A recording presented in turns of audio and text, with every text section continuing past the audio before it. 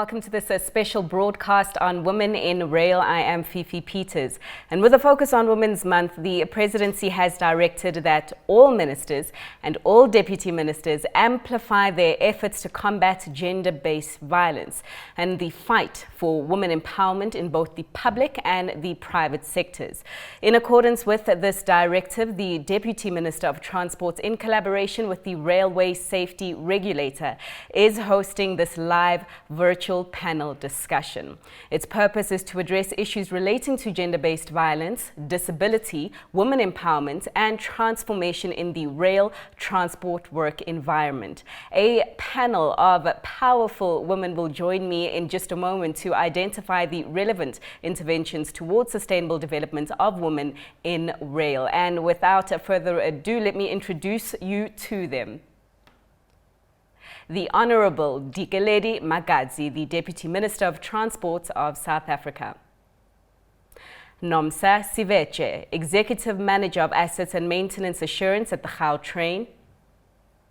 Tshepo Kgare, Acting Chief Executive Officer of Rail Safety Regulator. Nosipho Damasane, Chief Executive Officer of Prasa Rail, and Sizakele Mzimela, Chief Executive at Transnet Freight Rail.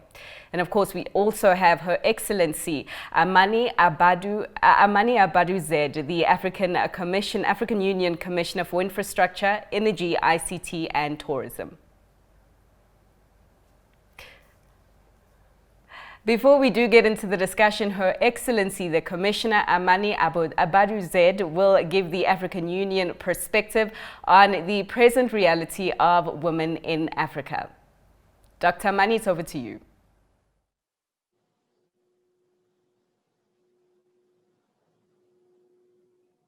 Good morning, everyone. Good morning, Fifi. Thank you for this introduction. Honorable Deputy Minister, my sisters, leaders in the sector across the continent, it's a true privilege and honor to join you today on this very important topic. It is important because it comes at a timely moment when the continent has launched several initiatives over the last few years aiming at integrating the continent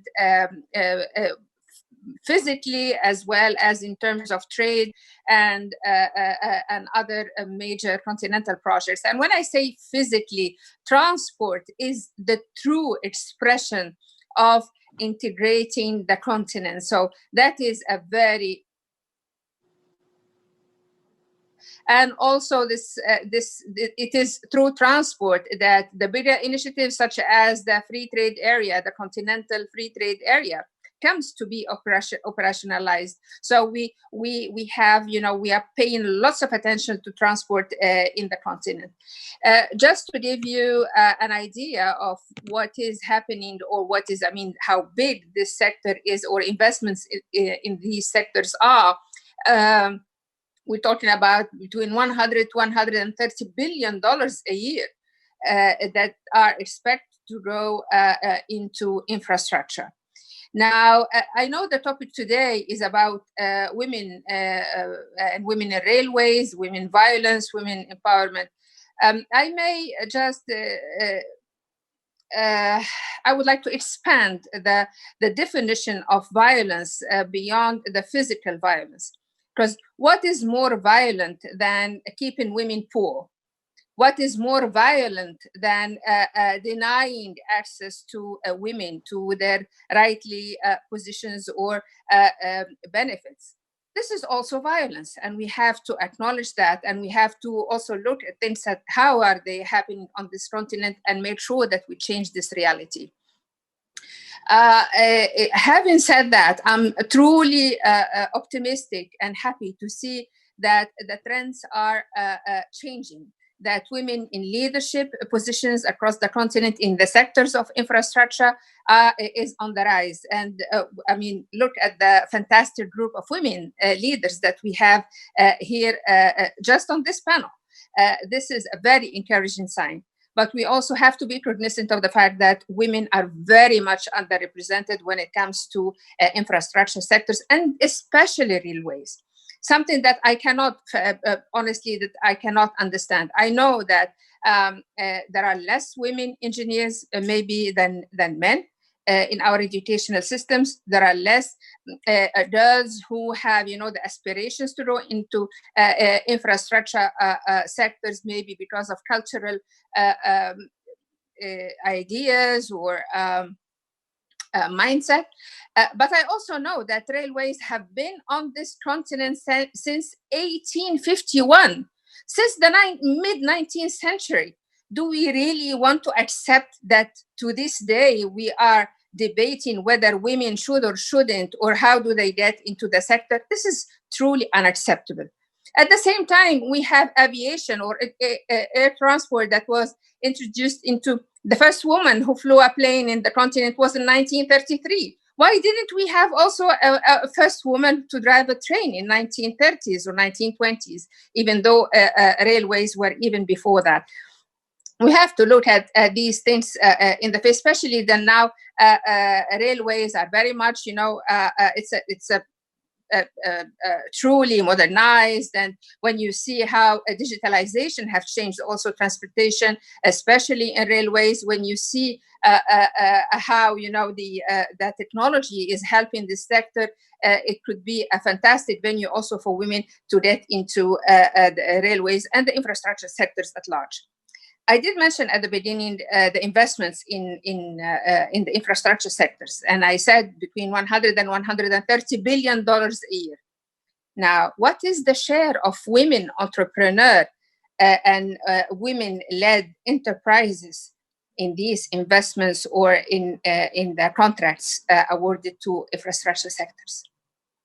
Very minimal, and we want to change that. And I'm really happy that this panel has also women from the private sector who I hope they will also talk to us about the challenges they are meeting or they have met into getting in these sectors. But again, there is absolutely no reason why women should be denied access, or women entrepreneurs and women leaders, or women financing to women enterprises should not be given for women in infrastructure. And another point that we need also to change. At the African Union, we have, and especially for these purposes, we have established last year a network for women, an African network for women in infrastructure. We want to look at the whole value chain when it comes to infrastructure, from the education level, or the implementation, the conceptualization, of course, of projects to take into account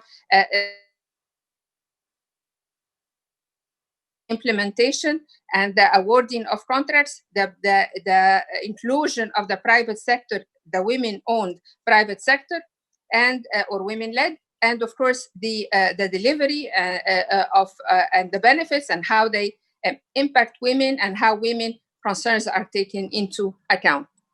This is part of our of the African Union infrastructure regional projects, a regional program for infrastructure, and we stress that each and every project regionally should have and is having as a fundamental criterion the women responsiveness and women sensitivity. Going forward, I'm really encouraged by what's happening also in education and the emphasis of our different governments on women in STEM, women in technical fields, and the hope is that we also change the image of railways, but infrastructure in general, and how they are not or should not remain male dominant, but that women are given the fair and right access into that, and that these sectors, as I said, are vast sectors with lots and lots of opportunities and lots of investments, and all Africans, women and men, should have their fair share of inclusion into these sectors. With that, Fifi, I really look forward to listening to the distinguished panel that we have here, and to learn from their insight and their experiences, and to continue this debate even beyond this program, to make sure that in the work that we all do, the ideas that will be generated by this panel are included. And I thank you. Thank you so much, Commissioner, for those insights. Let's actually get that discussion going. And of course, you can join us on social media using the hashtags Women in Rail, and you can also use the hashtag Women's Month. We'll also be taking questions from our audience on Zoom a little bit later. Looking forward to those as well. And perhaps we will have more from the Commissioner, and she may be available for a question or two. But without further ado, let me start with you, Honourable Deputy Minister, to kick off the discussion. And I'd like to start you off on the directive that was given by the President to really shine the light on gender-based violence and talk about how we can really deal with what is a big issue here in South Africa, that COVID-19 lockdowns really exposed even more. Given that we're speaking to a really corporate and a private sector audience, Deputy Minister, I'm wondering if you have any thoughts on the role that the private sector and companies perhaps can play in helping government combat gender-based violence here in South Africa. Thank you very much, Fifi. Once more, good morning to the esteemed panelists. Let me indicate that it is true that we need to deal with gender-based violence, but we must always remember and have it with us that it is a societal problem, and therefore, as a people, we should always come up with ways and means of how we can be able to offset or eradicate gender-based violence. Let me indicate that, as the President has so indicated to us, very important that we should be able to look at gender-based violence. But for me, looking at the women's issues, what are the critical things that we should be able to look at as this collective, particularly now that it is government and private sector collective which is in here? What are the things that we can be able to do for us to can be able to achieve the aspiration of the people of the Republic of South Africa and Africa as a whole? Let us look at as to the skills that are there in the country. Can we be able to transform and have a lot of women who are in rail, who can be able to, whether in business or as executive, like we're seeing here in members of the panelists, we should be able to work towards having technical people, not just women who can be able to go and push paper once they are in this once called male-dominated environment. The skills that are needed should be able to assist us to can be able to drive the women's agenda a bit further. The other thing that we should be able to look at is that as we do develop designs, whether it's trains, whether it's train stations or whatever, we should take into consideration the designs that will be able to make sure that women becomes comfortable. Because if the women are not comfortable at all, there is no how you can be able to talk to transformation without talking to the issues that are impacts on women. COVID-19 has come to, let me say, it's something that is throughout the world. But when you look at Africa in totality, and you look at women, in South Africa, for example, people who have been dying, they would indicate that of the people who died, 52% are men. What does that tell us? It tells us that the breadwinners in many instances who are men are no more. And then the problem becomes, what becomes of these women, because they no longer have somebody who has been fending for them. What become of these women? Because COVID also has made sure that a lot of people loses their jobs in this instance, and therefore, when you no longer have got ways and means of sustaining your family, because a known thing is, in many instances, you will find that you support extended families in Africa. That is the route that we should be able to do. Now that you have lost your job, what happens to you as a woman? It is very traumatic, psychosocial problems. That is what we find in this era, in this time of difficulty for women. And I would like to say the financial difficulties not only impacts negatively onto the women, they also impact onto our children, because once you've got financial distress, it means it goes down the entire family in this regard. I lastly want to say, being with the executive here, particularly coming from the public sector, your procurement programs should be able to focus on women. It is just not enough for women to remain as SMMEs. At what level are we going to have big companies that are functional in rail, which actually are headed by women? And I plead to all the executives who are here to say, let us look at this particularly financial muscle of women, because Oliver Tambo said, you educate a woman, you educate a nation. And in this instance, I say, you empower a woman, you'd have empowered a nation. And that is my belief. Thank you very much. Much for your contribution, Honourable Minister, and you've raised quite a number of key points there, and I suppose that you can't have a conversation without raising COVID-19 earlier in the conversation nowadays, given that this is what we're still grappling against. But I'd like to sharpen the focus, if you will, just briefly on gender-based violence, because it is an issue, and you have a lot of professional women like yourselves, the C-suite excellence, who make decisions around strategy and making profits and all those very important decisions, who are also victims of abuse. You might not talk about it as much because perhaps it's a bit shameful for smart women like yourselves to be victims, as it were, but it happens. And I'm just wondering, I want your thoughts on the role that the corporate sector, corporations like yourselves, can play in helping stem this endemic problem all over the world, yes, but also in South Africa regarding gender-based violence. And Sizakele, if I can come to you on that first.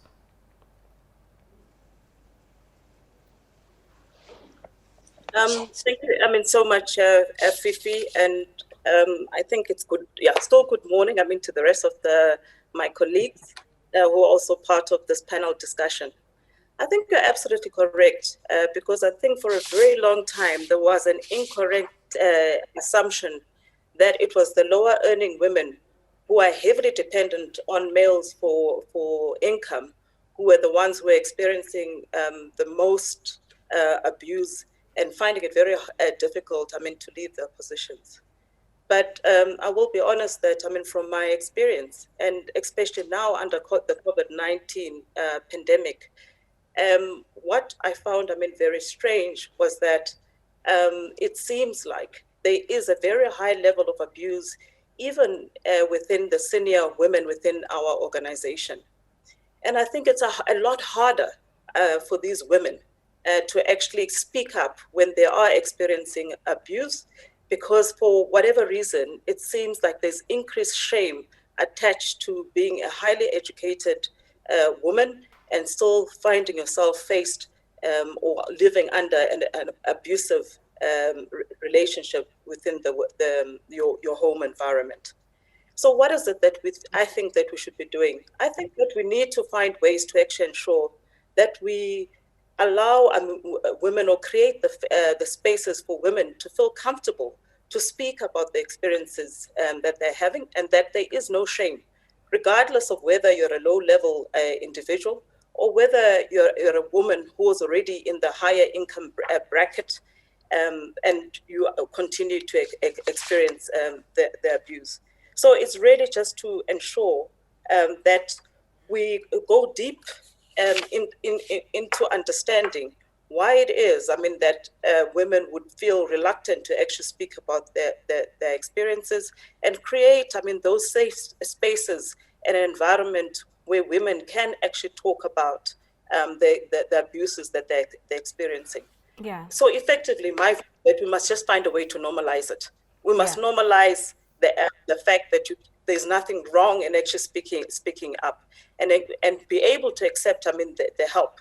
And I think that our target up until now has really been in relation to the lower earning, individuals. And it does help now that we also are beginning to see very powerful women, like, the Michelle Obamas of this world, who are recently talking about issues relating to depression and everything else. And I would hope that, from some of those experiences, that we also learn, as women, to speak up a little bit more when there are these type of experiences in our home environment. Sizakala, thanks so much for that contribution. And Nosipho, I would like to bring you in here as well, perhaps to take this conversation forward around creating these safe places in the workplace for women to feel a lot more comfortable to raise such issues, what that would look like. And then the question of, okay, so you've raised the issue that this is what you're experiencing in your workplace, then what? Do we need tougher directives at boardroom level of accountability, especially when sometimes a lot of these women like yourselves, perhaps, who are victims of such gross behavior, report to even senior individuals who happen to be men, and you pull back in reporting that individual because you know that there won't be any consequence. So how do we create safe spaces and also create consequence management for such behavior in the workplace, in your view? Good afternoon, everyone. Good afternoon to all viewers and the panelists as well. I think the question of gender-based violence should actually be talked about closely to sexual harassment as well, especially in the workplace. Because what you find is that women are afraid to speak. And I think Cesar has already touched on the fact that, especially the ones who are in the leadership positions, because it makes them look weak, I guess. The other thing is the fact that people cannot define sexual harassment because it comes in so many different ways, and it's not necessarily as abrupt as gender-based violence. So I just want to take it a step back and say gender-based violence is actually wearing two hats. It's created by women not working at all, unemployed women, which I think as women in corporate, we have a role to play by creating spaces for them to find a business and actually work with us in terms of the tenders the minister was talking about. So we have to be very active and intentional in terms of developing women to actually create their own businesses to reduce the gender-based violence that is based on the muscle that money brings into the table. But it also has a different head, because for the women who are working, especially in the rail industry, women are working shifts. And because they're working shifts and they're working overtime, they get home and they get accused often that they're not coming from work when they come from night shift. The train drivers, the maintenance teams that are actually females go through that. So that's where we come in the workplace in terms of creating these safe spaces, creating policies that are aligned to actually protect women. But I think more than anything else, we have to walk the talk, especially us as women leaders, because if you're a women leader and you are sitting on cases of sexual harassment and you're not doing anything about them, you know about gender-based violence, but you don't act on it, then you're actually creating a crime yourself, because we can't afford to be in an environment where we don't do anything about it. So I think for me, performance management, opening up safe spaces, creating women forums, creating environments like the ones that the Deputy Minister has created for us to actually talk openly about some of these things that we know happen, but we tend to turn a blind eye on. And I think for me, the biggest issue, if you want to actually make a woman stand on their ground, you need to give them economic empowerment, whether it is at work or it is actually economically in the private space where they create their own businesses. We have to make it deliberately to transform the women, the gender equality for women. We are here as executives today sitting in this panel because somebody was intentional about us. They created these positions and made sure that women go into these positions. So in the workplace, I think the whole question of equity plans and the fact that we don't abide by them. My organizations at PRASA, we're just sitting under 40% of representation in train drivers and women engineers. And I feel there's more that we can do to actually make women stand up, speak up, and also prove their efficiencies through the workplace and just making sure that we protect them. So in terms of what you can put in place and what you do about it is, if there's a sexual harassment case, do not say to a person, because you are the only one who's picked it up and you're the only one who's complaining, I don't think we will win it. It's CMA, which is the intent, which is what organizations do and say, we won't win this case because there's nobody else who says this man is abusive. And therefore women are afraid to come forward because nothing happens to their cases. And because nothing happens, they get demoted or they get fired for different reasons because the power is still sitting with men. I mean, in rail in particular, the ambassador was talking about the fact, the commissioner was talking about the fact that we still don't have enough women in the decision-making power the positions, and therefore we don't have a lot of people who have a voice to stand in and actually fight for women causes. But I do think that us being CEOs sitting in these organizations, it starts with us, it ends with us. We have to make it happen. We have to be intentional about it, and we must create programs in the workplace that make people feel protected, but also that make them feel productive. Thank you. Thank you. Thanks, Nosipho. And tying it into the overall discussion around women empowerment, because obviously if you're coming into a boardroom with a much bigger and stronger balance sheet, then very few people are going to mess with you, let alone a man. So I like the connection there. Tshepo, to get your views on addressing gender-based violence in the workplace, how would you go about doing it? Good morning, Fifi, and to the panelists as well as your viewers. Thank you very much for this opportunity. I actually think it is a very important topic that I think most of the time we do tend to pay lip service to. And just looking at the screen and seeing about 3 CEOs, executives, the deputy minister, the commissioner, all of us in the infrastructure, specifically in rail, sitting here and having this conversation, I think it's a first step. It's a good step, but it's not enough. We do talk about equity targets, and the concern, or at least my reflection, is that we collect the statistics, but we actually don't do the work that is required to ensure that we empower other women. We create an environment for women to be able to thrive within the corporate environment. One of the things really I think that you would observe is that because the rail sector is so male dominated, there is a lot of, I call it unconscious bias that comes with when you recruit, when you try and attract more people or more females into the sector.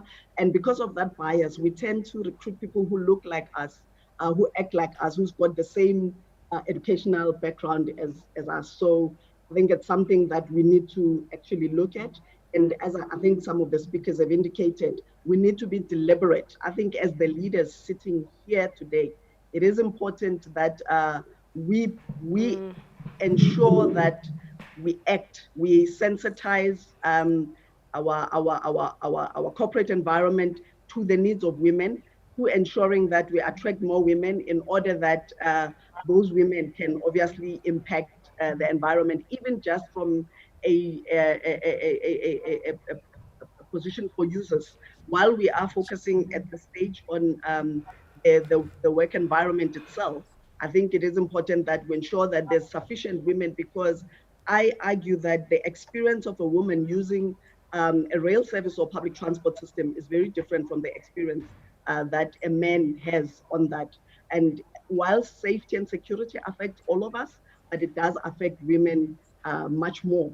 And it is important that we understand those experiences, and the people who are driving the decisions actually do have a recognition of those differences. And I think some of the things I think we could talk about in this space is generally the experience of a train driver.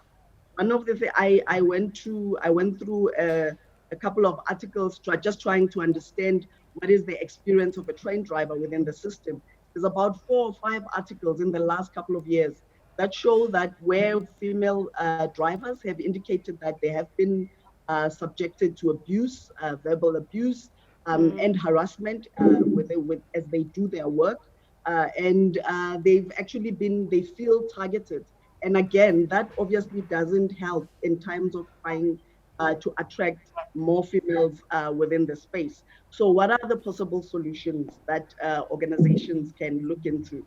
I think increased security for women, particularly workers. And as I said, the experience of some of the drivers, which indicate that they don't even have facilities to use. So if you talk about Transnet Freight Rail, where you do have long distance trips, whether or not there's enough facilities to ensure that women are comfortable and they're able to operate effectively within that environment. And also, of course, then attracting younger women. I know that there is a big push in terms of trying to encourage young girls to get in STEM careers, but obviously it's also upon us as we sit here to make sure that it is attractive, but also to educate and increase awareness of the various opportunities that are there. As we design the workspace conducive, we also have to then, on the other hand, go out and educate. I think one of the speakers, I think Mr. Masani, touched on the sexual harassment within the workplace and the fact that there is such little awareness of what is sexual harassment, both from females themselves in identifying that this is harassment and I don't appreciate this attention, but also our male colleagues, particularly when you look in the South African context where gender-based violence is so rife, but it also talks to some of the attitudes that are prevalent within the male, within the country, and them understanding what are those actions that are considered to be sexual harassment. So as we put together with policies on, first, I think you need to ensure that there are the correct policies. The women are encouraged to report when they do feel that when they do feel uncomfortable about those actions, but also to ensure that the people they report to, I talked about the unconscious bias, the person that they report to is also conscientized about the need to support and provide an enabling environment that allows this ladies to come forward and raise their issues. And I think for us is to create those networks that that seek to discuss this and make sure that people are much more aware about it. Line managers need to be encouraged also on how to deal with professionals. You know, Fifi, they say women generally, when you look at promotional opportunities, women would often wait until they satisfy at least 80% of the requirements, while males would just try and get the opportunity even as they only are at 50%. That in itself says that there's issues around confidence that we have, and I think it's important that you have supervisors that are able to encourage women in terms of accessing opportunities within the workspace. But most importantly, because it is a male-dominated environment and it will take us some time to make sure that there's enough women, you need to get male allies to partner with, who would obviously ensure that as an organization, and I think for me, what is important in the organization is ensuring that all the males are also conscious, particularly at an exco level, are conscious of the need of women, and they are able to take that into consideration when we. Okay, Tepa, a whole lot of food for thought there. Thanks so much. Let's hear from Nomsa. And Nomsa, let's actually take the conversation forward. Also, while you reflect on your thoughts on gender-based violence and, you know, some of the things that are being done there at the Gautrain. Overall, the conversation is around advancing women in rail and ensuring that we remain on the right track to secure greater gender parity in your industry. How should we be going about doing it? Good morning, Fifi. Good morning, panelists, and good morning to your viewers. So I think for me, we have done a lot in ensuring representation of women in all the various levels of be it management, be it at the production part. So I think the country has done very well. I am testament to that. And the panel that is sitting here with me is also a testament to that. I manage the Gautrain assets, 40 billion value. So that shows how far we have moved, how far we have shifted the boundaries in ensuring women presentation in the corporate sector. However, I feel that there are still gaps that we still need to address. One, we need to make sure that there is a pipeline of women who are able to then take over should we, God forbid, if NOMSA is not available tomorrow, there should be somebody who is ready and available to take over for me. So in all various levels of management, in the various levels of production, we should be able to have that pipeline. And I think that the education system, in terms of the higher education, the numbers that they produce increases yearly. And I think we also have a challenge, in fact, in that we are not able, I think, as the state, to absorb everyone into the job market, to absorb everyone into the rail market. We've done very well in having the bursary programs. I'm a former Transnet bursar myself. We've done very well in that. And we've done very well in encouraging the entrance of women into STEM subjects. And we've done very well in that. But then how we absorb that representation at the end of their tertiary qualification becomes a bit of a problem. And I think that is where then the private sector, the women-owned businesses need to come in. We need to work in partnership as the government with the women-owned businesses. And I think that is where then we have good policies which talk to how we procure.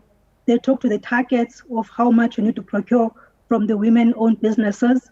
However, the gap that we still see has to do with how we monitor that procurement, how we monitor the progression of those women-owned businesses. And I think in the Gautrain, allow me to say that we've got a good supplier or socio-economic development monitoring program. And we need to be able to replicate that throughout the value chain of our service delivery. And I think where we also lack has to do with knowing exactly how much, for example, I am able to tell you exactly how much is the representation of women in the Gautrain. Right. I'm able to tell you exactly how much have we spent on the women-owned businesses at this point in time. So we need to increase and amplify those gains that we have done in the Gautrain. And secondly, I think the other area that we need to be able to amplify and work more on is how we progress. I think the commissioner spoke about that earlier, or the deputy minister. How do we progress the women-owned businesses from being a small business to a medium and to a large enterprise? To a large degree, we need to have those incubation programs. I think Transnet has got a supplier development hub where they are able to do that. So we need to have that in the various state-owned companies, have those incubation programs, have those hubs, so that we are able to say that when NOMSA and Associates starts as a small business, she's able to progress to be a large enterprise that will then, at some point, be a lead consultant in the extension of the Gautrain, for example, when she goes into the private sector. Yeah. And I think thirdly, then, the consistent representation of women throughout the value chain of the rail service offering. When we see a lot when we come to the designs, to execution and construction, but as we go down to the downstream processes of operations and maintenance, you don't see much representation of women-owned businesses there. And that is where really I think, if I were to use the term that the money follows the asset, it's not the other way around. So as you go into the operations and maintenance, that is the longest time that you have your asset with. And that is where really we need to see a representation. We need to see the manufacturing. We need to see the train, for example, has got wheels. Who manufactures those wheels for me when I need them? Yeah. It has control systems. Who provides those components into those control systems when I need to maintain them, for example? So I think those are my thoughts on where we really can reinforce what we are already doing in the rail industry. All right, thanks so much, Nomsa. Thank you for giving some of the ladies that are listening in some ideas on where they can be positioning themselves in business. And, you know, we have had such great thoughts and ideas coming from the panelists. And I must say, there is an interest in getting to know about you guys personally. I think that everyone on this call has heard the commissioners, the big numbers that the commissioner dropped regarding the money that goes into the infrastructure space, $130 billion every year. I agree with you, Commissioner, when you say that as we talk about violence against women, it is equally as violent when we talk about women being expanded from the economic opportunities within the workplace and women being poor. That's violence against women, and it shouldn't be happening in 2020. But Commissioner, there's a personal question to you now. Being a woman who has climbed to the top of the ladder, people are seeing you in that way, and they want to know what would you say your greatest strength has proven to be in getting you to critically higher positions within your portfolio and your organization?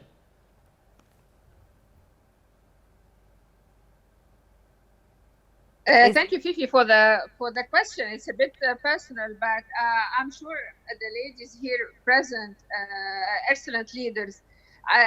The way I've done it is probably the way they have done it. Is that you compete and you struggle and you forge your place. You do not wait for an invitation, and that's, I think, is the biggest or most important thing to do. No one is going to invite you to the table. The only way for us women to be there is to change the table, to make sure that you are there in the middle and that you make yourself heard.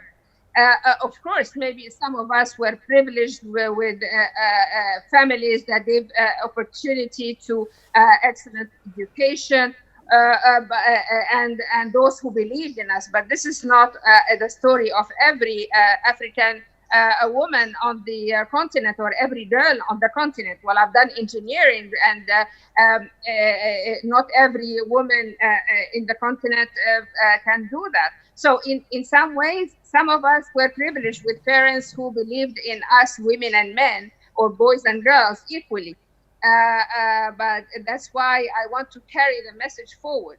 But I give you 2 examples that happened in my life that I think were also very important in the way I am going forward and fighting and continue fighting for women empowerment.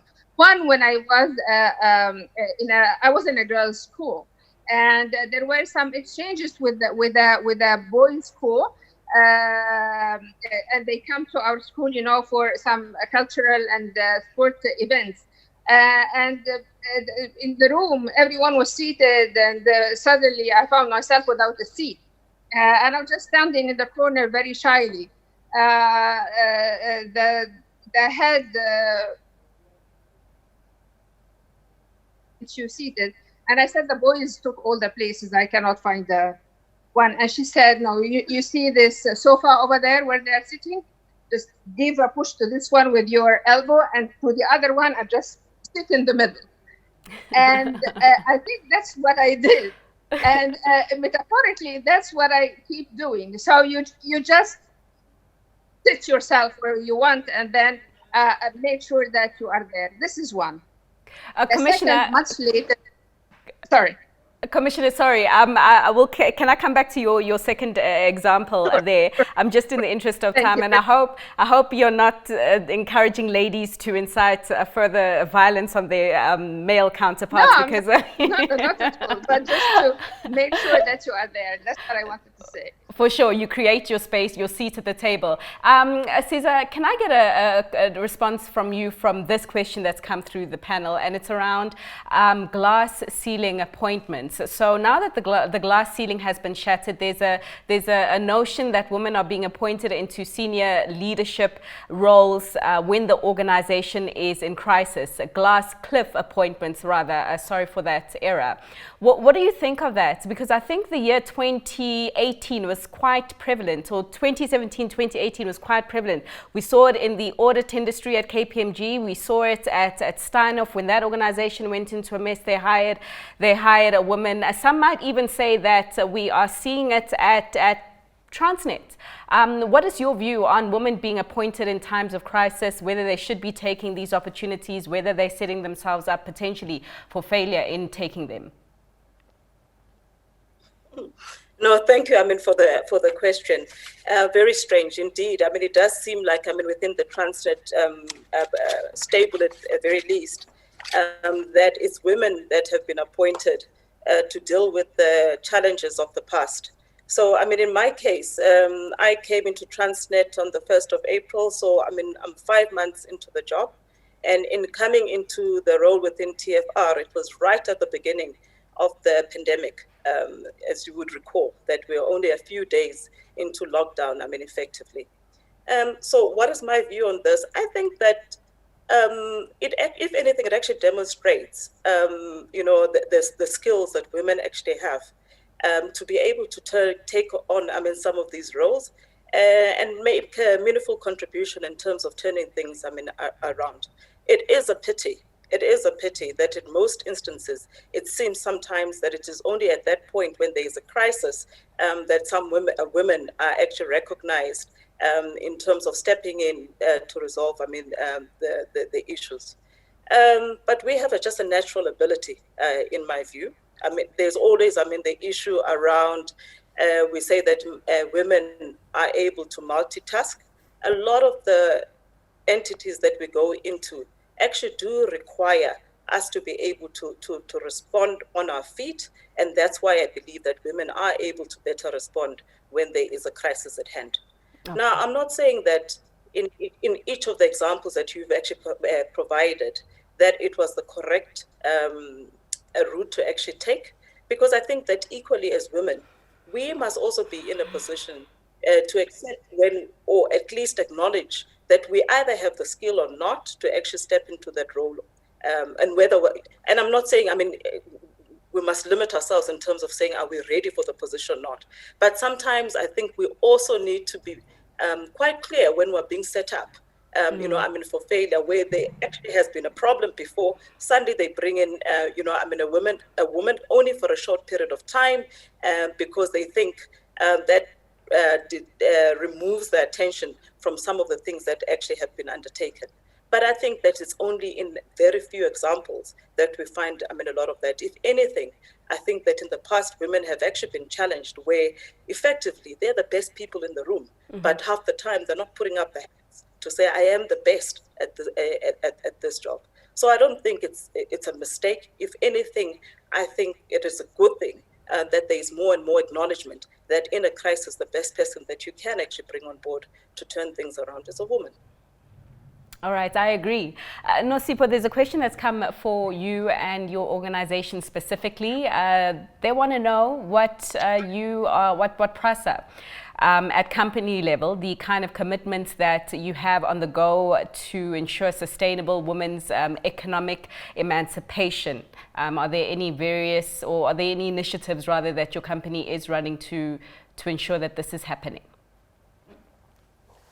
I think it's a very interesting time at PRASA, and just here linking to the question that was asked before in terms of why bring women when things are a bit falling apart. So we are in a state where we're actually turning around PRASA, Rail in particular, where I've been tasked to actually lead. And the big thing for us is that we're starting on a back foot, because we're starting in an organization where we have to fix things before we actually start growing. And we are trying to do both. So as I'm sure people have read the papers and noticed that we are building a lot of capacity in terms of rolling stock in particular and locomotives. So there's opportunities in the engineering space, but I think the biggest opportunity that I see coming at PRASA that will be in the public space very soon is the fact that we are continuing with the modernization process. And modernization meaning we're actually refurbishing and actually remodernizing the stations. We are remodernizing the trains themselves. There's opportunity there from a technical point of view as well as from the infrastructure building.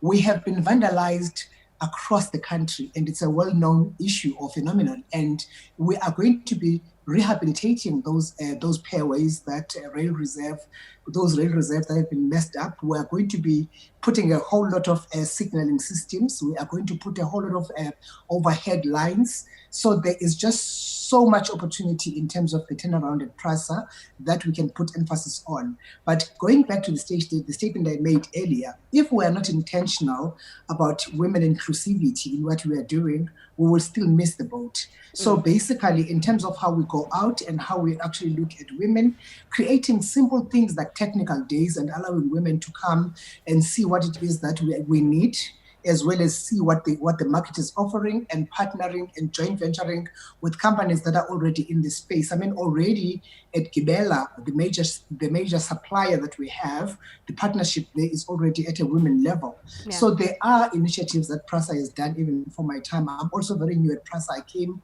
on the 1st of July, on the day when we actually resumed services. And if you look at what we have done in the past and what we are planning to do, the intention should be very much out there to say, what are we going to do differently to make sure we accommodate women?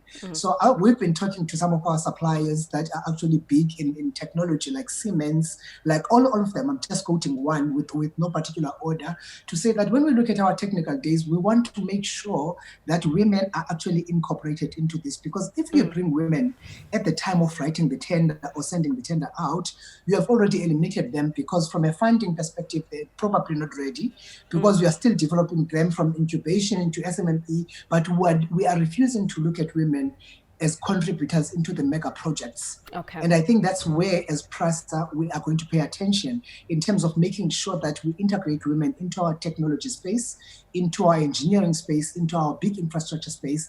But these are hard issues. We also have things like soft issues we're targeting. I mean, we are tourism. We are actually tourism on rail, because we have the long distance trains that we're using. We're passing through all these communities, and we're saying, what can we do for the communities that we actually pass through as we transport our people from Cape Town to Johannesburg? And looking at things like inside of the system, the hospitality industry could actually benefit from us directly. So it's the small ones, it's the ones that people undermine, it's the big ones in terms of the big projects, but there is just so much opportunity that is coming as we evolve and turning around PRASA. Definitely. Thanks. May I add a point? A very quick one. Yes, because the arguments about including women in the workforce, whatever sector, I also like to use the numbers and figures. A study 2 years ago, because including women in the workforce is not about philanthropy. It's I want to use, or just rights. I want to use the numbers and figures that really, even if you're not convinced with gender equality, I'm sure everyone is keen on growing the economies. Now, women in full inclusion in the workforce will add to the world's GDP $28 trillion a year. I repeat the number, the figure. $28 trillion a year could be added to world's economies just by making sure and are fully integrated in the workforce. That's more than 26% of the annual global GDP. I think this is a compelling argument. So whether one is convinced, not convinced, everyone wants to see the economies grow. And women place in the workforce and full integration and inclusion should be an objective, and it is, I am sure, an objective in all our strategies across the continent and in our governments. Thank you.